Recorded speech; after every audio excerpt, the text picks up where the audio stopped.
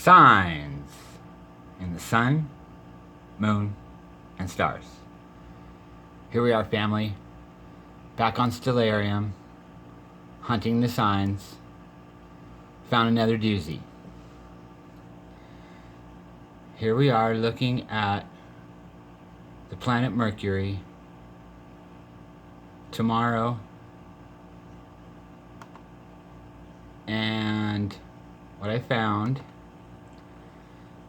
is this 3 sets of retrograde motion of Mercury this year.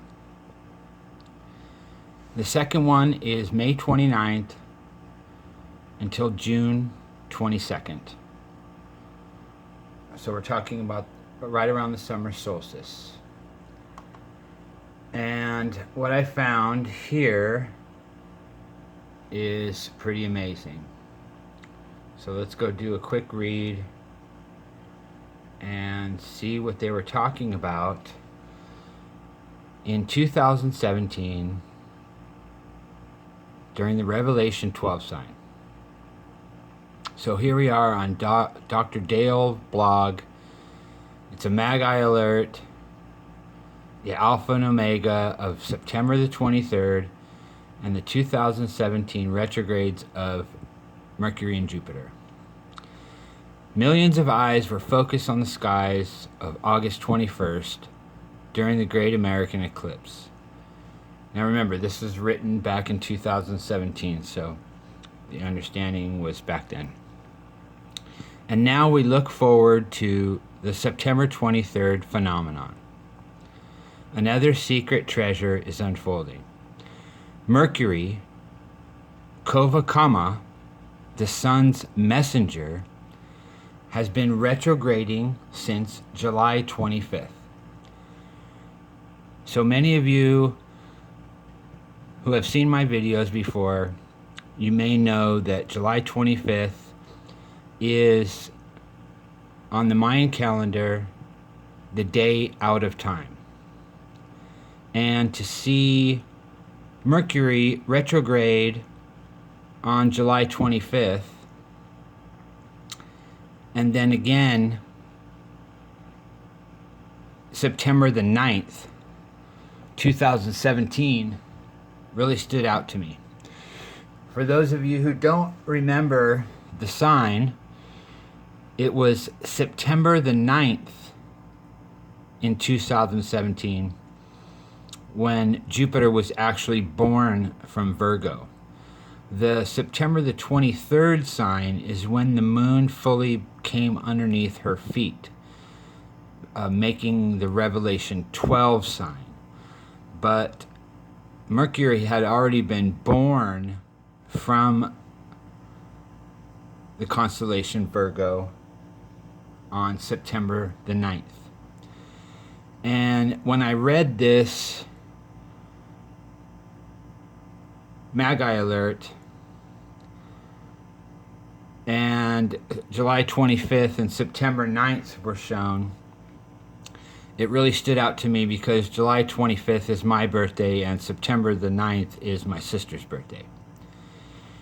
And it's always, these kinds of things are always pointing to something. And it's as if the message was here given to me. And what we're looking at here is the Omega star Regulus.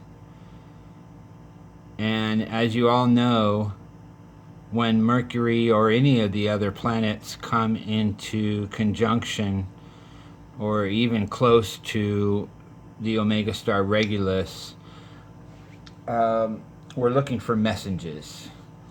And this is exactly how the Magi from back in the day did their work, is following the stars. And the stars were always giving a message depending on where they were in the constellation and where they came from and where they're going. And back in ancient times, they literally had to wait for the fulfillment of the signs to see what the message was pertaining to.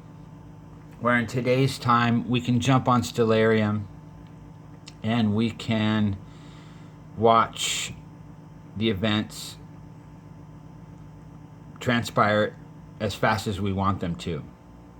We can go back thousands of years, we can go forward thousands of years, and we can watch them in fast motion, we can watch them in slow motion, we can pull up every part of the heavens and we can decipher them. And I believe this is what Messiah was talking about when he said that we would do greater works.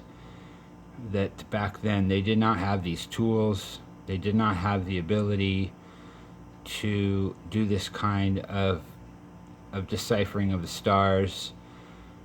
And there was very few people who were even considered watchmen back then. It was a very special gift, and there was very, very few of them who understood this type of work. And if you go back to the time when the Magi showed up in Jerusalem, that story alone tells us about how few of the watchmen were actually trained in this work. Daniel passed this down through the priesthood, and that's how these men showed up at the time of the birth of Christ. But when they did show up in Jerusalem, there wasn't anybody else that was privy to this type of information. Their jaws were on the floor, all of them, all the priests, the kings, and all of the so-called wise men of their day. They knew the time because they knew the scriptures, but they did not understand it from a star's perspective. And when the Magi showed up and said, "We saw his star in the east," Herod made sure that he did his work by going back and finding out when exactly that first sign showed up, because he knew that he had to calculate the days in order to find out how many years that the Messiah would actually be. Because when they showed up, Christ was already over a year old. So he wasn't a baby anymore. He was what they call a Padawan. You can look up that word and do your research, and you'll come to understand that he was living in a house by then, and he was not a baby. It wasn't the same manger scene that you see with the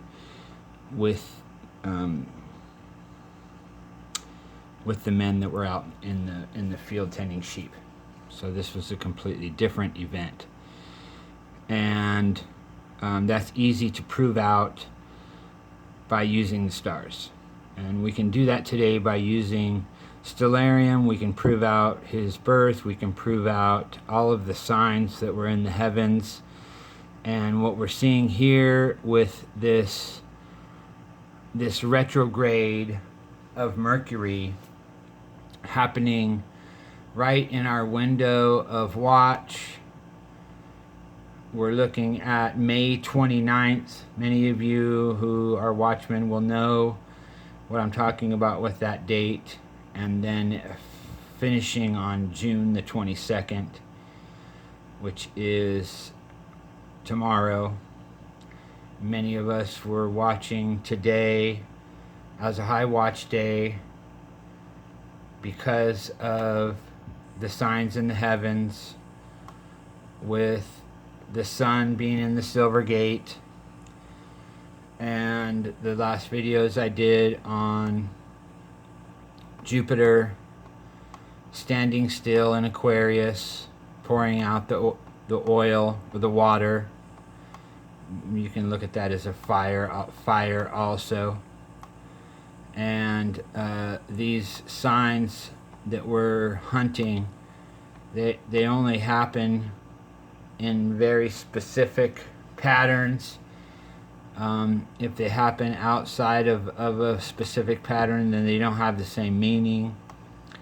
So what we're looking for right now is that transition to the full moon. And we see here Jupiter in Aquarius. And the last time that Mercury and Jupiter were in a retrograde like this together was in 2017 during the Revelation 12 sign. So if there's any of you who can add any more detail, that would be greatly appreciated. I'm going to do some more hunting, but I thought this was a really amazing sign. I'll attach the link in the description, and you can go read this full blog.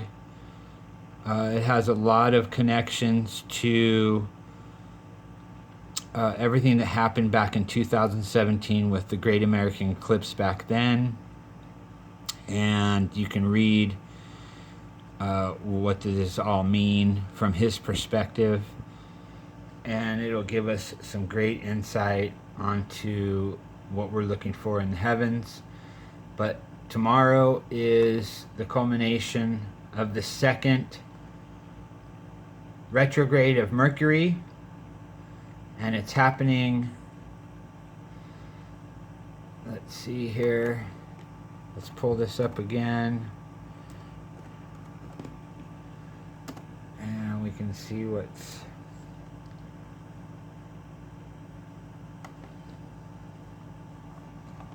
excuse me fam, I pulled this up.